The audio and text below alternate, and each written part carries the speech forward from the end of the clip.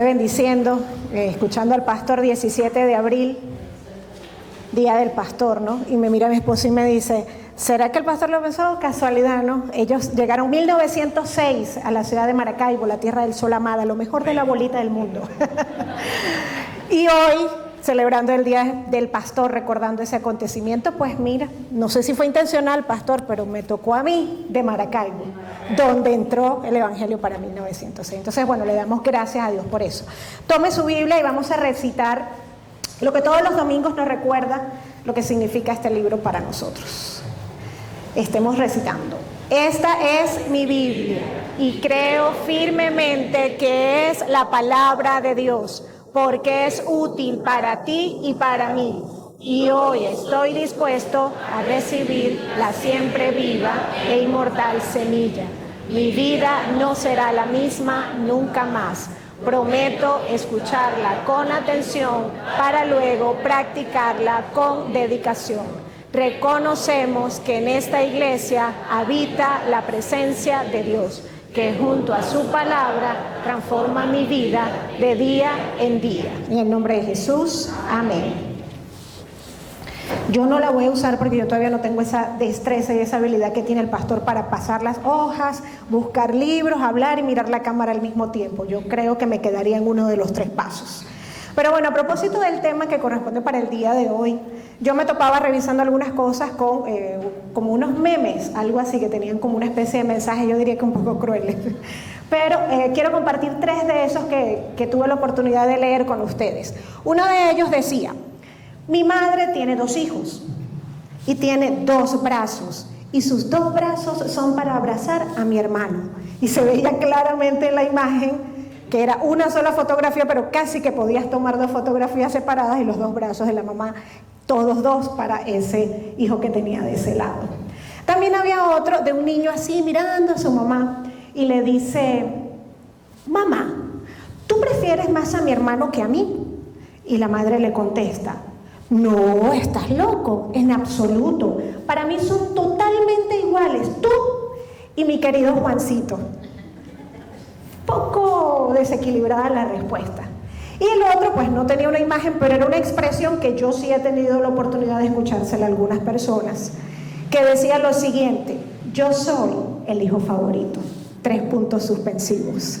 Pero mis hermanos no están listos para esta conversación. Y bueno, yo espero que ustedes sí estén listos para esta conversación, porque a propósito del tema de hoy, que lleva por título, vamos a ver qué dice Anthony, el favorito. Hoy no vamos a hablar de las madres en especial, no. Di esos 3 ejemplos porque fueron los que más me causaron un poco de risa. El favorito está presente en muchos ámbitos en otros espacios. Pero hay un detalle, y es que el favorito es un pecado disfrazado de amor. Cuidado con eso. ¿Quién es el favorito? El favorito es el estimado con preferencia. Es alguien que recibe un trato o una consideración especial por encima de otros. Un sinónimo de favorito puede ser el predilecto, el preferido. Esos son 2 sinónimos interesantes de lo que es el favorito. Pero ¿cuándo hay un favorito? Cuando se manifiesta el favoritismo. El favoritismo es el acto, son las acciones que se hacen sobre una persona y la convierten en favorita. Entonces, ¿cuándo hay un favorito? Cuando se manifiesta el favoritismo, es decir, cuando se muestra preferencia. Y una característica del favoritismo es que se muestra. Hay evidencias, no son ideas mías, no es que yo estoy malinterpretando, no sé si es que será que yo no estoy entendiendo bien, no. Cuando hay un favorito, hay favoritismo, hay evidencias de eso, es cierto, es real. Bien, Antonio, vamos a hacer este pequeño test allí en la intimidad de nuestros asientos. Por favor, no miren a los lados, solo miren la pantalla. No abran los ojos, no le hagan así al que tienen a su lado, ningún tipo de seña ni muestra. Allí en la intimidad con Dios, ustedes mirando arriba, no hagan ningún tipo de gesto, porque no sé si la persona que está a su lado de repente le va a hacer así, o en alguna de las preguntas lo va a mirar así y le va a hacer, ¿no? Entonces, bueno, nada, intimidad con Dios. Y sinceridad sobre todo, porque créanme que cuando intentamos engañar a Dios, hasta cuando hablamos con nosotros mismos, no funciona. Yo lo he intentado y créanme, engañar a Dios no funciona. El test lleva por nombre ¿es real el favorito? Primera pregunta, ahí se la responden ustedes solitos. ¿Existe el favorito en mi familia? Piénsenlo, respóndanse. ¿Existe el favorito en mi trabajo? ¿Soy yo el favorito o la favorita? He sufrido por no ser el favorito. Esa es la más triste. Yo tengo un favorito. Sean sinceros ahí con Dios. Y esta sí quiero que la respondan entre todos y si me pueden hacer señas, muecas, levantar el dedo, lo que quieran. Hay casos en la Biblia del favorito. Ay, a ver, pastor, por aquí, no sé ustedes qué piensan, levanten la mano, ahora sí abran los ojos, digan no, sí.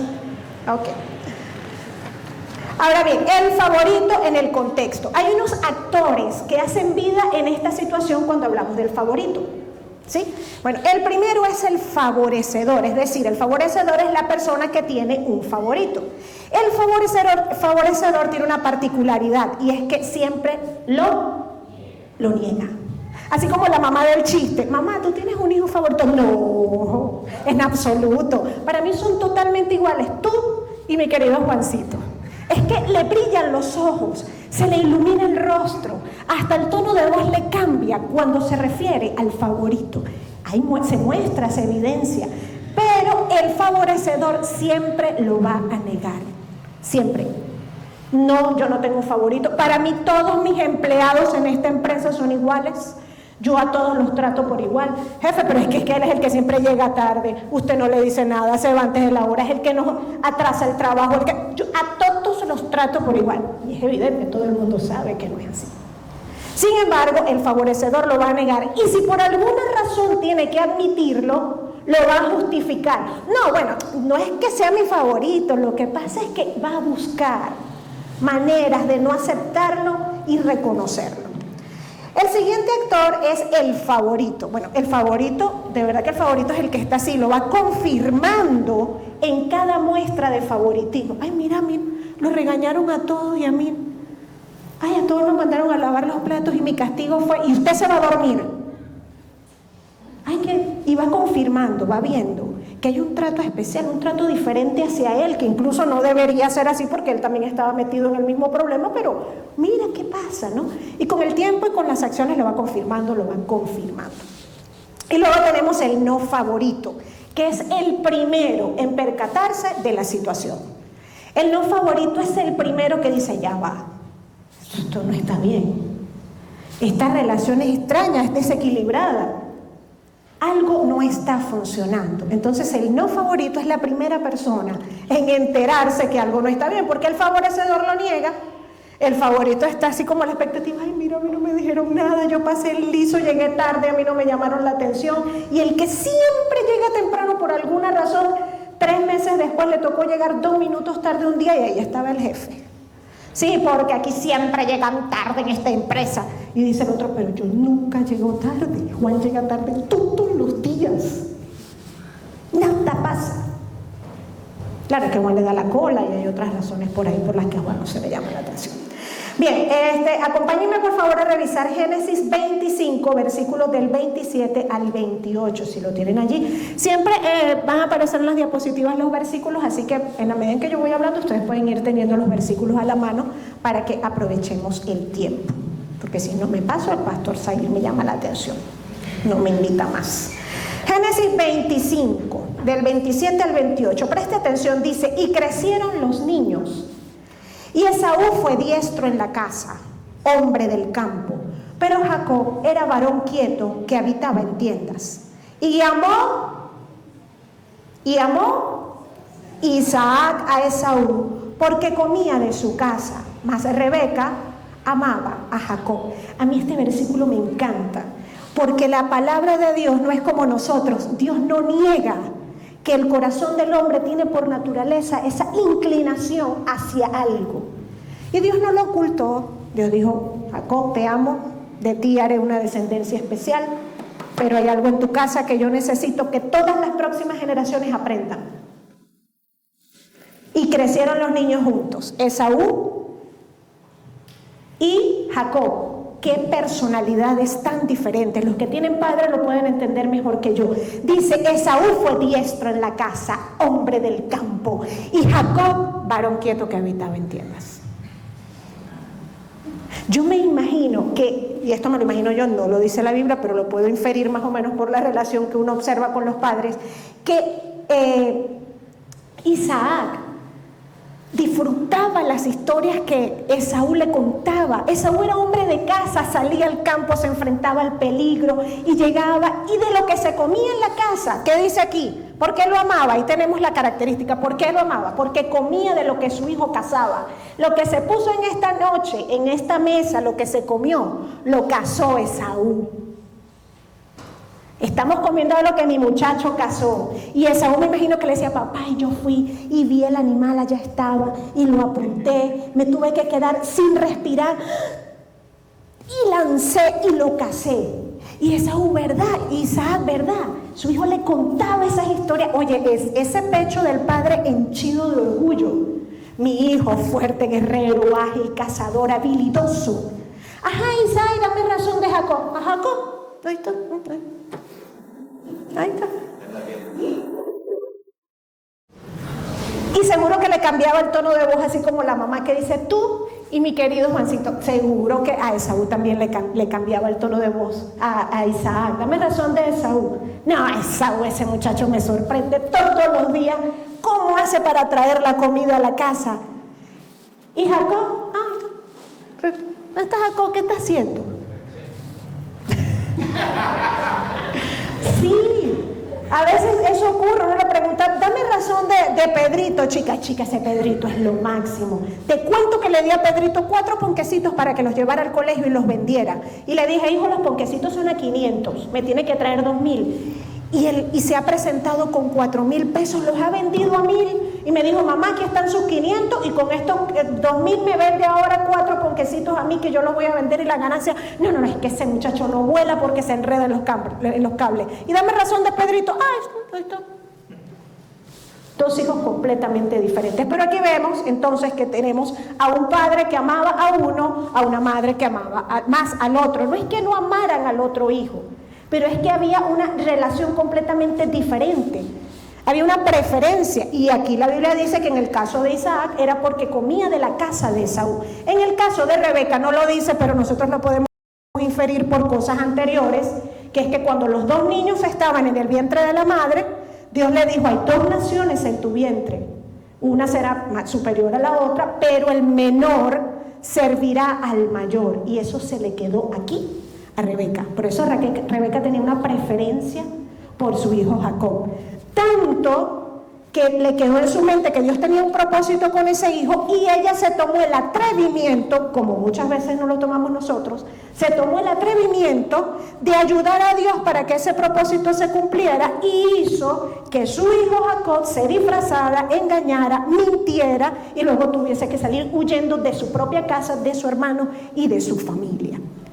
Voy a hacer un paréntesis aquí. Dios no necesita de trampas. Jamás Dios se va a valer de trampas, de mentiras y de engaños para cumplir su propósito. Dios no necesitaba que Rebeca hiciera toda aquella tramoya para que el mayor sirviera al menor como Dios se lo había prometido. Pero lo hizo, y Dios tuvo que hacer como cuando José tuvo que encaminar todo ese mal a un bien. Pero créanme, Dios jamás va a promover mentiras, falsedades, engaños para cumplir su propósito. Dios no necesita eso. Sin embargo, Rebeca tenía esa preferencia por Jacob y ella pensó que podía echarle una mano a Dios. Si vemos Génesis 29:30, que allí rapidito lo pueden ver, dice, ¿lo tienen? Y vio Jehová que Lea era menospreciada y le dio hijos, pero Raquel era estéril. Aquí tenemos otra situación. Tenemos a Jacob, que era el esposo, tenemos a Lea y tenemos a Raquel. Y imagínense el menosprecio que tenía Lea, que dice la palabra de Dios, que Dios vio que Lea era menospreciada. ¿Qué culpa tenía Lea? ¿Saben lo que representaba Lea? Lea representaba el engaño, la mentira, el gato por liebre. Lea no lo pidió, su padre la usó para hacer un 2 por 1, salió de las 2 hembras con un solo hombre. resolvió su problema, se quitó ese peso de encima. Porque las mujeres gastan mucho, representan gastos, no traen nada a la casa. En ese tipo de sociedades la mujer representa un gasto. Así que el papá resolvió un 2 por 1 y Lea, que no era la mujer de la que Jacob estaba enamorada, porque Jacob tampoco tenía la culpa de haberse enamorado de Raquel, pero Lea tampoco tenía la culpa de haber sido utilizada por su padre. Y que Jacob amara a Raquel, lo cual era normal porque un hombre se enamora de una mujer, no le daba derecho de menospreciar a Lea. Que no la amara y no estuviese enamorado de ella porque él trabajó 7 años fue por Raquel, no por Lea. Y eso lo podemos entender, pero eso no le daba derecho ni a él ni a Raquel de menospreciar a Lea. Imagínense el nivel de menosprecio que Dios vio y la manera de Dios de recompensar a esa mujer que no era amada por ninguna parte, y eso lo veremos más adelante, fue dándole hijos. Qué triste. Génesis 37:3, bueno, allí vemos otra situación de un favorecedor, un favorito y un no favorito. Génesis 37:3, a propósito de José y sus hermanos, tema que repasamos hace poco con el pastor Said, dice, y amaba Israel a José, ¿cómo? Más que a todos sus hijos, porque lo había tenido en su vejez y le hizo una túnica de diversos colores. No dice que Jacob no amaba al resto de sus hijos, no señor, pero dice que amaba a José más que a todos sus hijos. Y esto es así porque el favoritismo es una muestra de aprecio por alguien con base en razones de tipo personal. Es decir, esas razones de tipo personal pueden ser por amistad, porque es mi mejor amigo, porque lo conozco de toda la vida, porque nos criamos juntos, por vínculo, porque es mi mamá, porque es mi papá, porque es mi hijo mayor, porque es el menor, porque es mi primer nieto, por interés, por conveniencia. Las razones para ejercer el favoritismo siempre son de tipo personal. Bueno, en el caso de Isaac era porque comía de la casa de Esaú. En el caso de Jacob era porque él había estado enamorado de Raquel y Lea era menospreciada.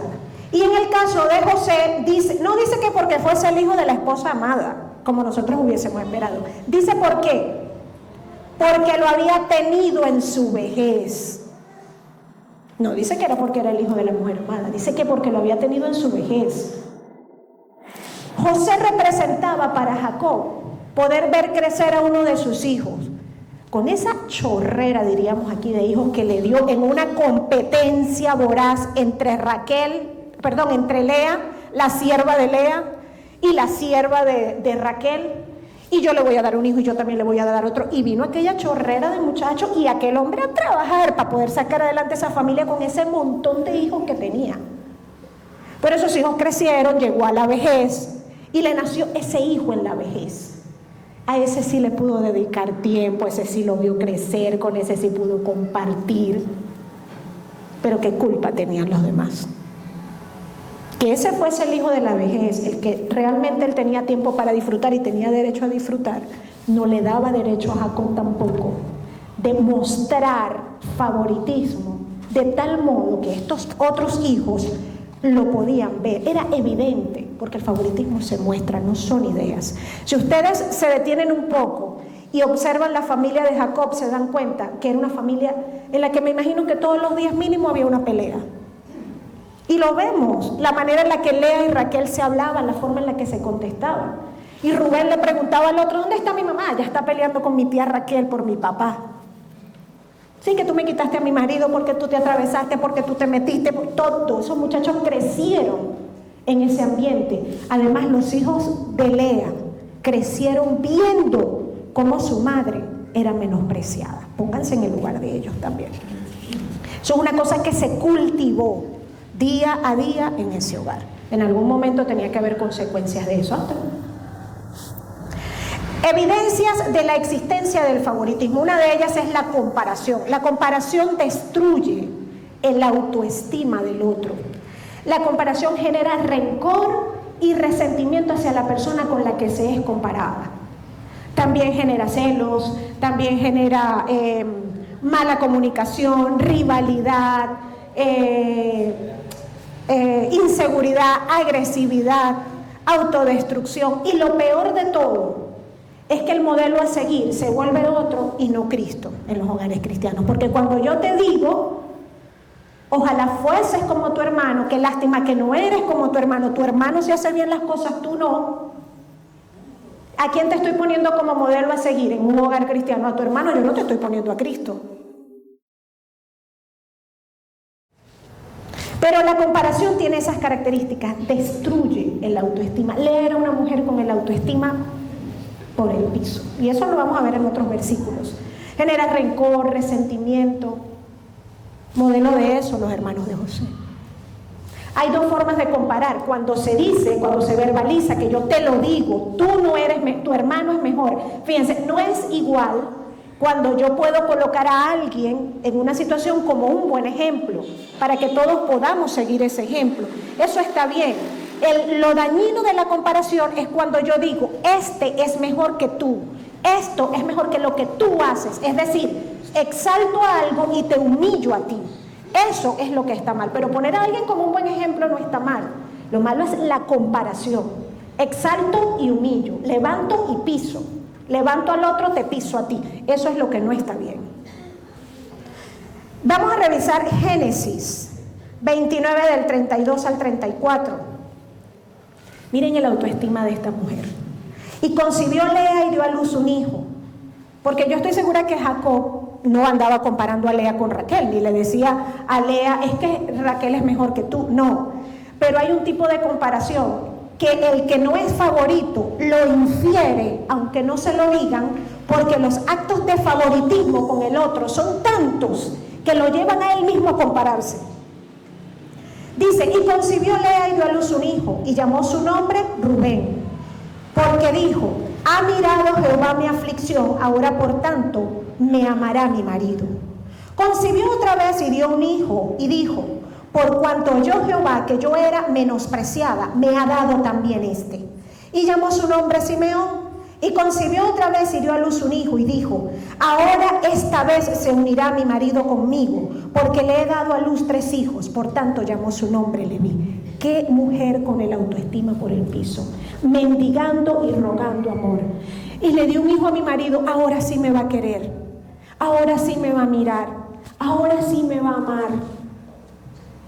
Ahora sí mi papá y mi mamá me van a querer porque yo y mis hermanos, ahora sí mis hermanos, porque yo los estoy ayudando, porque miren, hay gente que ha tenido que ser la no favorita y que su autoestima ha sido tan destruido que se preguntan con lágrimas en los ojos, ¿por qué? ¿Por qué mi mamá no me quiere? ¿Por qué mi papá? ¿Por qué mis hermanos son así conmigo? ¿Por qué? Si yo lo único que hago es servirlos, ayudarlos, levantarlos, fortalecerlos, ¿por qué? Y viven, yo quisiera que mi mamá me abrazara como abraza a mi hermano, me hablara, me mirara como mira a mi hermano cuando le habla a él, rogando, mendigando amor como esta pobre mujer Lea. Ahora sí mi marido se va a quedar conmigo porque le dio otro hijo, le dio todos los hijos de ella, de la sierva, y el amor no llegó. Pero Dios en su misericordia fue tan bueno que aunque su marido no la amó tanto, Dios le dio hijos que seguramente debieron amarla. Génesis 30 del 14 al 17 dice, si lo tienen a la mano, fue Rubén, miren esta otra escena. Esta escena es muy triste, de verdad. Fue Rubén en tiempo de la siega de los trigos y halló mandrágoras en el campo y las trajo a Lea, su madre. Lea era la no querida. Y dijo Raquel a Lea, Raquel era la amada, así que era sobrada. Te ruego que me des las mandrágoras de tu hijo. Y Lea le respondió, fíjense la agresividad, el rencor, el resentimiento con el que Lea le contesta. Es poco que hayas tomado mi marido, sino que también te vas a llevar las mandrágoras de mi hijo, chica. O sea, te quieres quedar con todo. Y le dijo Raquel, sobrada, pues dormirá contigo esta noche por las mandrágoras de tu hijo. Está bien, chica, recita, que se quede contigo esta noche en tu tienda, pero dame las mandrágoras porque tengo antojo de mandrágoras. Total, a Jacob lo tengo cuando yo quiera. Y una característica de un favorito, es que cuando el favorito sabe que él lo es y saca provecho de esa situación, también se jacta. Yo recuerdo en un lugar donde yo trabajé en Maracaibo, había un compañero de trabajo que era así, sobrado. Llegaba tarde, hacía lo que le daba la gana, no iban. Era impresionante. A él no le hacían nada, no le pasaba nada, y él decía, yo tengo estrella. A mí no me dicen, a que la semana que viene no vengo tal día y a mí no me dicen nada, a mí no me hacen, y de verdad no le pasaba nada. Y decía, eso, yo le doy la cola 5 veces, la llevo a hacer unas diligencias y ya. Sobrado, tipo Raquel. Chica, dame las mandrágoras, que se quede contigo esta noche, total, yo lo puedo tener cuando quiera. Una característica del favorito en algunas ocasiones es esa, que sabe que él es el favorito. Así que se da el tupé. Génesis 37:4 dice, y viendo sus hermanos que su padre, hablando de José, y viendo sus hermanos que su padre lo amaba más que a todos sus hermanos, ¿cuál fue la consecuencia? Le aborrecían y no podían hablarle pacíficamente. ¿Cuáles son las características que tenemos allí? Mala comunicación, rivalidad, agresividad, resentimiento, rivalidades. ¿Cómo le van a hablar de manera pacífica?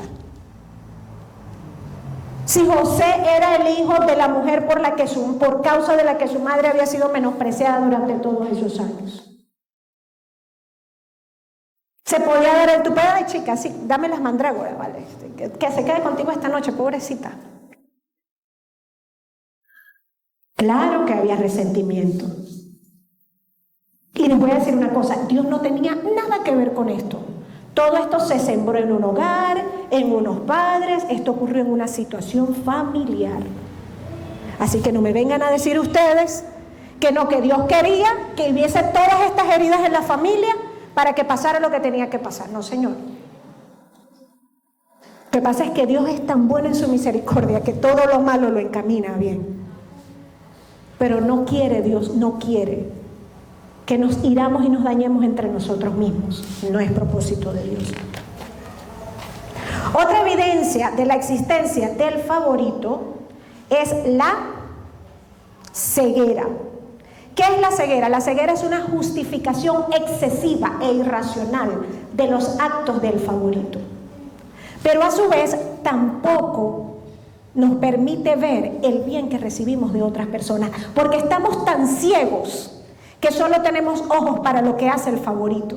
Lo que hace el favorito es lo mejor, es lo más bonito, es lo más lindo. El mejor pan es el que trae Carlitos.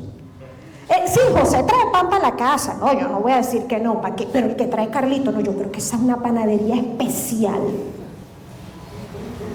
Doña Juana y las medicinas, no, ¿para qué? José trae medicinas, sí, él está pendiente. Pero yo no sé, chicos, las medicinas que me trae Carlos.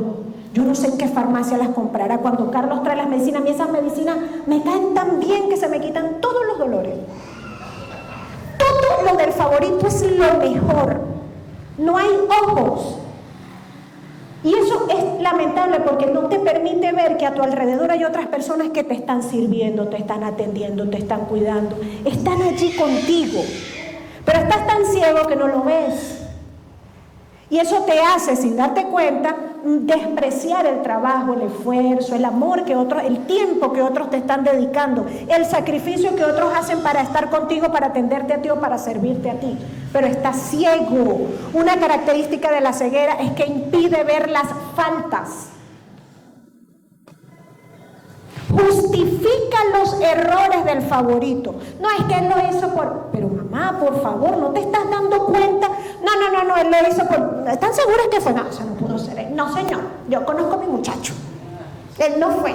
Mamá, por favor, hay fotos, videos, grabaciones. Él seguro que lo obligaron. Él no es así, él no quería. Es una ceguera total. Los errores no se corrigen, porque como se justifican. Pero lo peor de todo es que esta ceguera nos da o le da al favorecedor una incapacidad para decir que no ante cualquier petición o solicitud del favorito. Cuando el favorito le pide algo, no se lo puede negar. Es incapaz de decirle que no, aunque lo que le esté pidiendo vaya en detrimento o en contra de los demás o incluso de un bien mayor.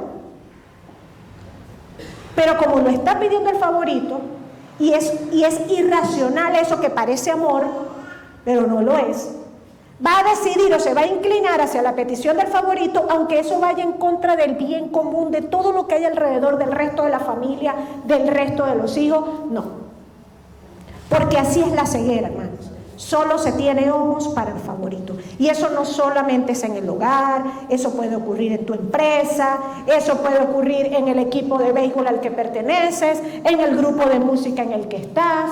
Eso puede ocurrir en cualquier espacio. Primera de Samuel 2:29, Dios habla a Elí a propósito del mal comportamiento de sus hijos. Y Dios le dice: ¿por qué habéis hollado mis sacrificios y mis ofrendas? Porque yo mandé a ofrecer en el tabernáculo, y has honrado a tus hijos más que a mí, engordándoos de lo principal de todas las ofrendas de mi pueblo Israel. Ustedes conocen el caso de Elí, todos han leído, aquí se ha hablado sobre eso, el mal comportamiento de los hijos de Elí en el templo.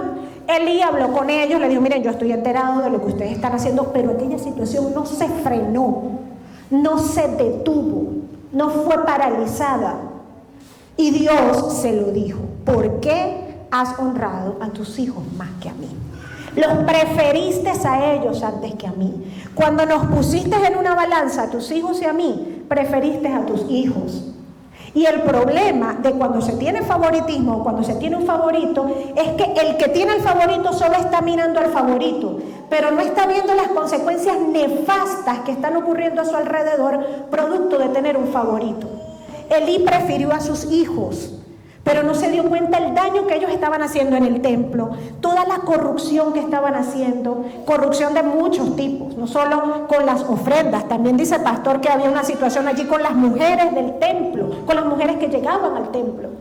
Aquello era terrible, pero él no pensó en todas las personas lastimadas y heridas y que se sentían mal por la situación del templo. Elí decidió por sus hijos y Dios se lo hizo saber.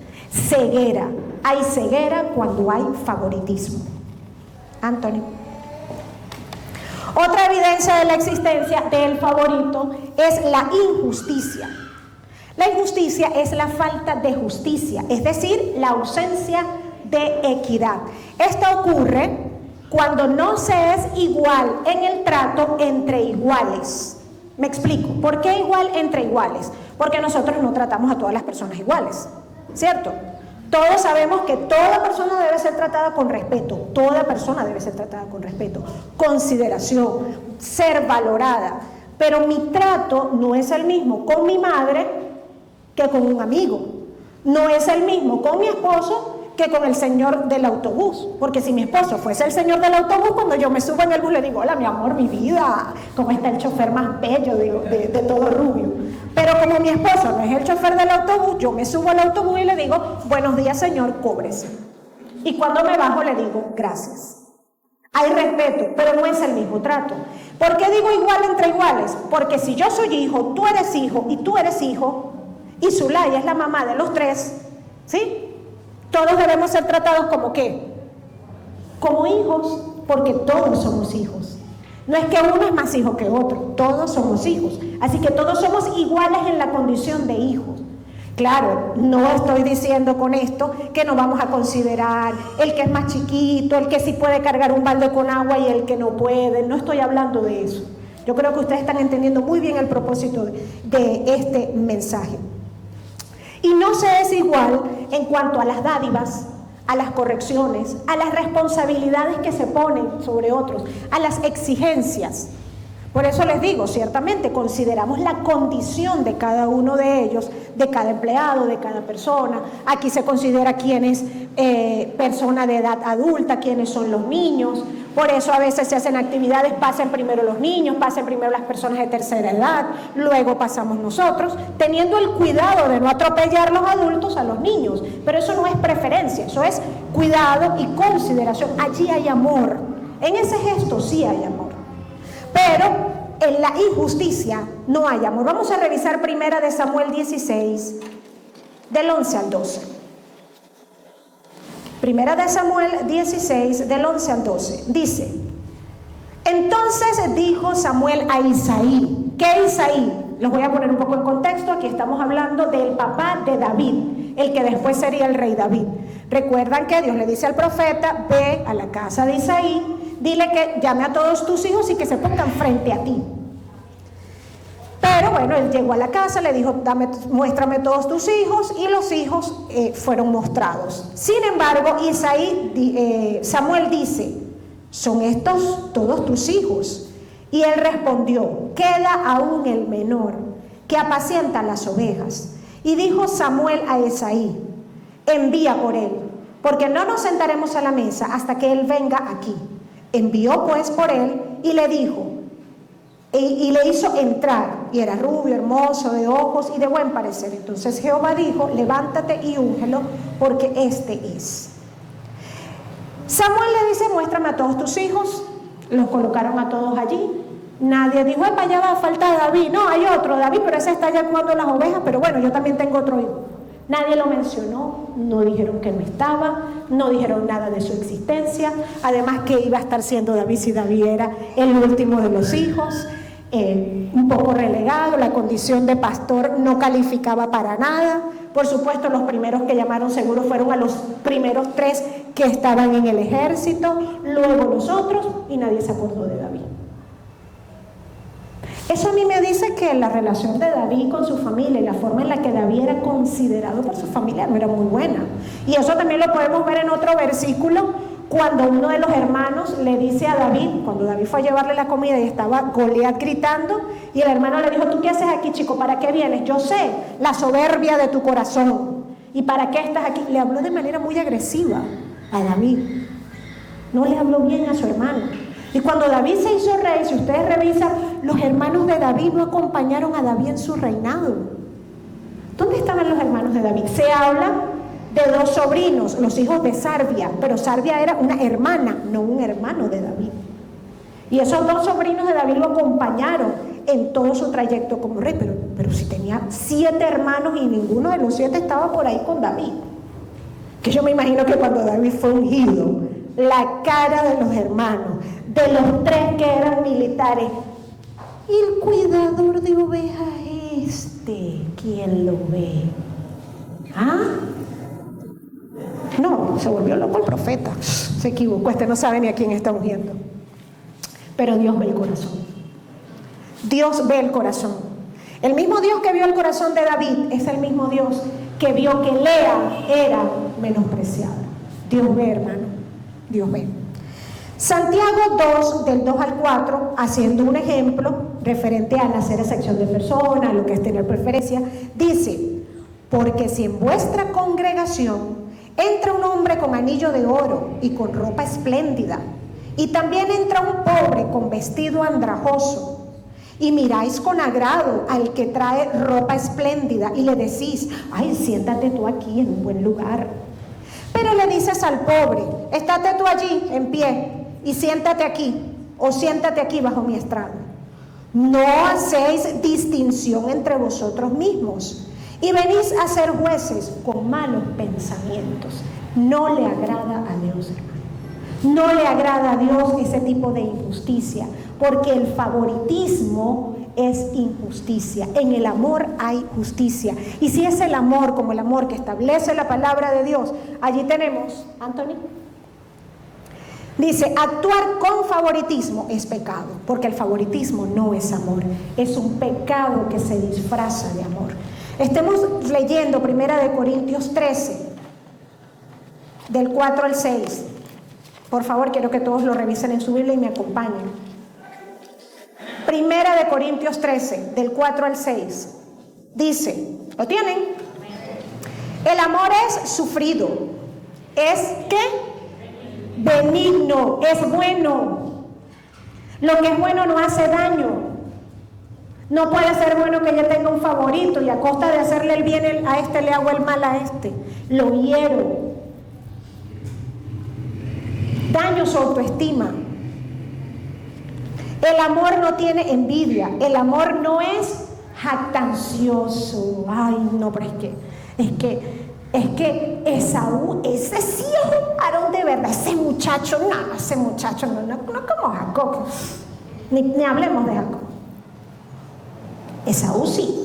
Aquí se come gracias a que ese muchacho va y casa, porque si fuese por esto no morimos de hambre. No se envanece. No hace nada que indebido. El favoritismo es indebido. Por todas las cosas que hablamos antes. Así que no puede ser amor el favoritismo. No busca lo suyo, mientras que el favoritismo se realiza con base en razones de tipo personal. Ay, es que yo lo quiero mucho, es que mi amigo, es que mi hermano, es que... Son razones de tipo personal. Ahí no está Dios. Son tus razones, no son las razones de Dios. No se irrita, no guarda rencor, no se goza de la injusticia. Cuando hay favoritismo hay injusticia, porque no valoras lo que otros hacen por ti. Solo tienes ojos para tu favorito. No agradeces lo que otros hacen por ti, porque solo te interesa lo que hace el favorito. Lo de él es lo mejor. Y dice que el amor se goza de la verdad. Y muchas veces en tu ceguera niegas esa verdad. Hermanos, allí dice, aún hay ¿qué? Aún hay esperanza. Dice Eclesiastés 9 del 3 al 5. Yo quiero que lo busquen para finalizar. Busquen Eclesiastés 9 del 3 al 5. Quizá le cuesta encontrarlo porque es poco leído. ¿Tienen Eclesiastés? ¿Sí? Ok. ¿Qué dice Eclesiastés?